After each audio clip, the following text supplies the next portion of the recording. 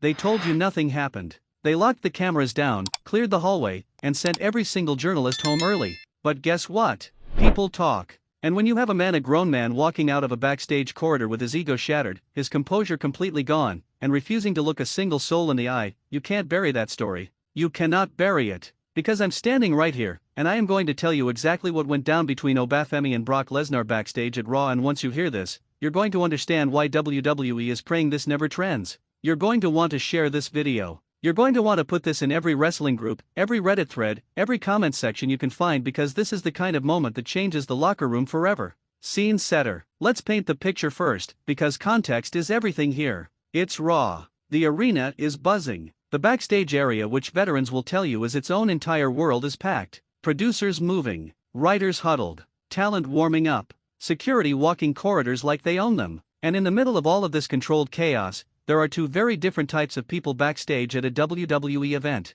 There are the people who work there, and there are the people who run there. Brock Lesnar, for the better part of 2 decades, has been in the second category, and he has never let anyone forget it. The man walks into a building and the energy shifts. Veteran performers, people who've been in this business for 20 to 25 years, they move differently when Brock is around. They choose their words carefully. They find somewhere else to be. That's just the reality of how Brock Lesnar operates in a WWE environment. But on this particular night at Raw, Brock made one catastrophic miscalculation. He underestimated Femi. The build-up. Now, before I get into the incident itself, you need to understand who Femi is, because if you only know him from what WWE has chosen to put on your television screen, you don't know him at all. Femi is not a man who arrived in this industry asking for permission. He didn't come through NXT on a scholarship. He didn't get molded and shaped and softened by a developmental system designed to sand down every sharp edge a performer has. This man came in with edges. He came in with history. He came in with a mentality that was forged long before any WWE contract landed on a table in front of him.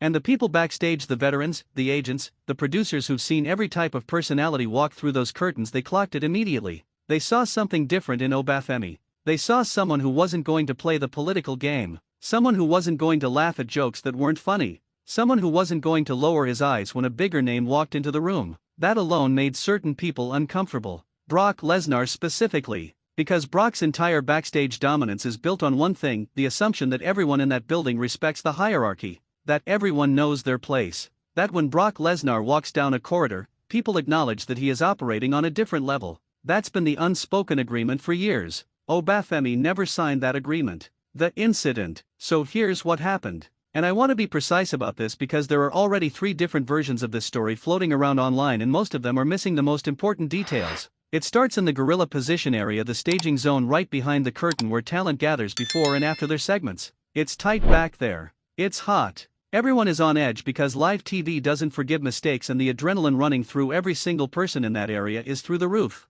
Femi had just come off a segment. A segment, by the way, that the production team was absolutely buzzing about because he had gone out there and done something that nobody scripted. He'd gone off book in a way that made the crowd erupt and made Vince's successors in the production truck look at each other like, did we just witness something? He comes back through the curtain, fired up, energy radiating off him, and he rounds a corner backstage, and he nearly walks directly into Brock Lesnar. Now, most people in that scenario take a step back. Most people do the thing where they check themselves, maybe crack a small smile, give a nod, defer. That's the move. That's the expected move. Femi didn't take a step back. He stopped. He looked at Brock. Direct eye contact. No smile. No nod. Just looked at him the way one man looks at another man when he is absolutely certain he doesn't owe that man a single thing. And Brock, whether it was the adrenaline, whether it was ego, whether it was years of nobody ever standing in that posture in front of him, Brock said something. And by every account from people who were in that hallway, what he said was dismissive, it was condescending, and it was designed to put Femi in what Brock considered to be his appropriate place.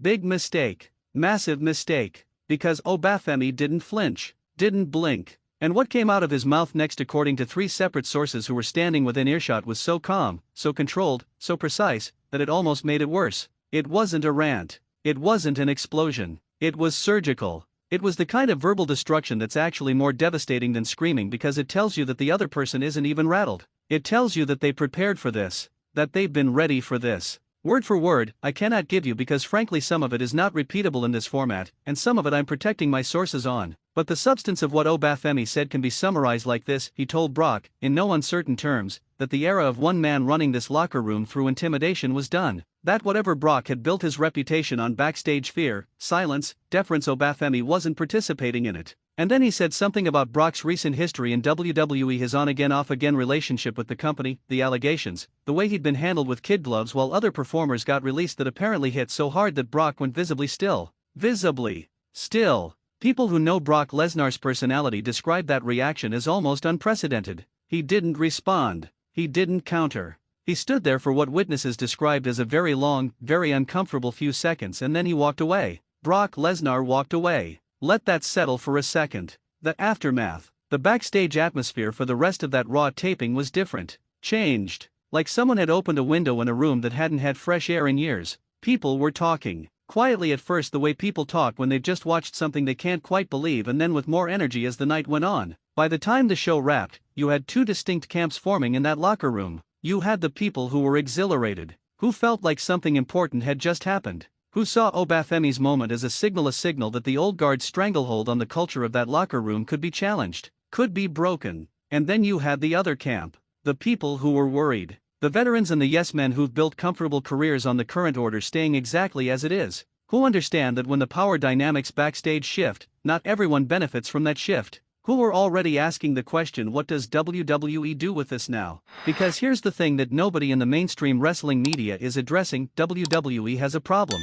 They have two assets. They have Brock Lesnar, a proven box office name, a draw, someone who's made them enormous amounts of money over a career that spans multiple eras. A man they've protected, accommodated, and in many people's view, given far too much latitude to for far too long. And they have Femi who, based on everything coming out of that building, is becoming exactly the kind of generational talent that this company needs if it wants to stay relevant over the next decade. Someone the younger audience is connecting with in a way that feels authentic and urgent and real. How do you manage that collision? How do you protect both assets when one of those assets just got signed in a hallway in front of half your roster? The answer is, you hope the internet doesn't find out. Congratulations, WWE. The internet just found out the bigger picture. And I want to talk about this from a higher level. They told you nothing